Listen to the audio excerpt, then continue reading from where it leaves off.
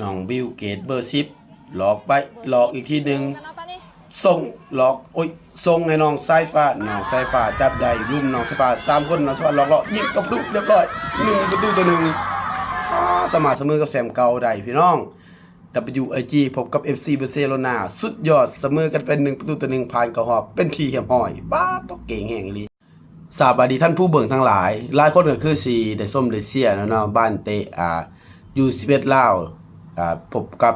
U11 ของบาร์เซโลนาก็คือ WIG หน้าค่าเนาะพญานาคหน่อยเฮาแล้วก็ตัวแทนหนึ่งเดียวจากลาวได้พบกับทีมแชมป์เก่า4สมัยอย่าง FC บาร์เซโลนาของเอสปายหรือสเปนนี่เองนะครับเนาะก็เกมชนะพากันชนะมา3ทีมรวดคือกันเนาะชนะมา3นัดรวดคือกันเนาะแต่ว่าทางFC บาร์เซโลนาสิมีลูกเหนือกว่าเฮาเนาะหลังจากนั้นก็มาพบกันเนาะ2ทีมเนาะแล้วก็เสมอกันไป1-1เนาะลาวก็เป็นการยิงจากน้องสายฟ้าเนาะสายฟ้าคำจันทร์เบอร์11เนาะเอซิกก็คือน้องบิวเกตเนาะหรือว่าอนุสักเนาะได้เป็นคนส่งให้น้องสายฟ้ายิงเข้าประตูเนาะล็อก3คนเข้าประตูเรียบร้อยเนาะ1-1เนาะหลังจากนั้นเนาะก็เสมอกันไปเนาะก็เป็นอย่างดีคนลาวตื่นเต้นแล้วก็รู้สึกว่าดีใจเพราะว่าเจอกับแชมป์4สมัยพี่น้องบ่ธรรมดาเลยมันเนาะซึ่งรายการนี้เป็นรายการระดับโลกเนาะเป็นการระดับโลกมีทั้งหมด22ประเทศเข้าร่วมเนาะคือเขาคัดมาทั่วมุมโลกว่าง่ายใช่มั้ยเนาะแล้วก็มีทั้งเบิด60ทีมเนาะ60ทีมทีมจากลาวก็มีแล้วก็แต่เอสปายหรือว่าสเปนนี่มี24ทีมเนาะเข้าร่วมเนาะว่าแต่ละประเทศบางประเทศก็ส่งเข้า2ทีมนึงแล้วแต่เนาะแต่ว่าจะพาส่งเข้า24ทีมแล้วก็เท่านั้นก็36ทีมเนาะอย่างนั้นก็มีลาวเนาะพอถึงรับเชิญไปเนาะก็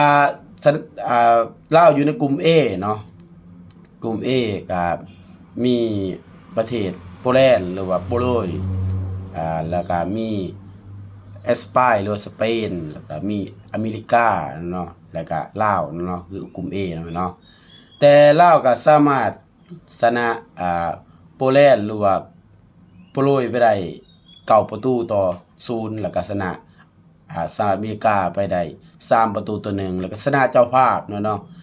14-0เนี่ยเนาะชนะเอสปายหรือสเปนเนาะเจ้าภาพเนาะแล้วก็มาเสมอกับทีมตัวเต็ง4สมัยแชมป์4สมัยล้วนเนาะ1-1เนาะก็เฮ็ดให้ลาวเฮามี10แต้มเท่ากันกับแชมป์เก่าเนาะ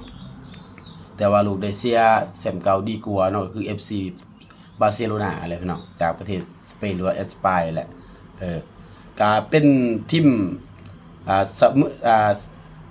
ชนะมา3เสมอ1เส้นเดียวกันคือกันเลยเนาะเพียงแต่ว่าลูกได้เสียทีม FC บาร์เซโลนานี่ได้เสียดีกว่าเนาะคือได้ยิงได้ไป29ประตูเนาะส่วนลาวเฮายิงได้ไป27ประตูเสีย2ลูกเท่ากันเนาะฉะนั้นเนาะอันนี้ข้อมูลมาจาก WIG เนาะเพจ WIG เนาะเขาบอกว่า2ทีมก็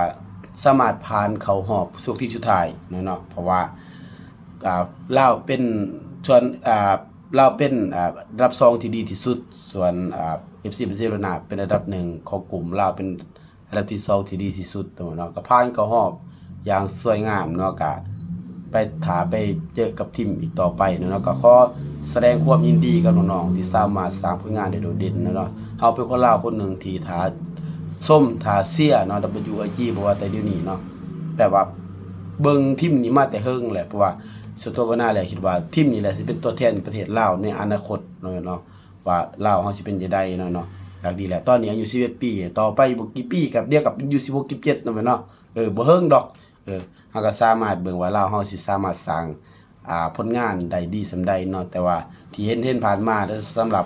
WIG นาคานี่ถือว่าสร้างผลงานได้โดดเด่นหลายเนาะก็สู้ต่อไปน้องๆเป็นกำลังใจให้เนาะ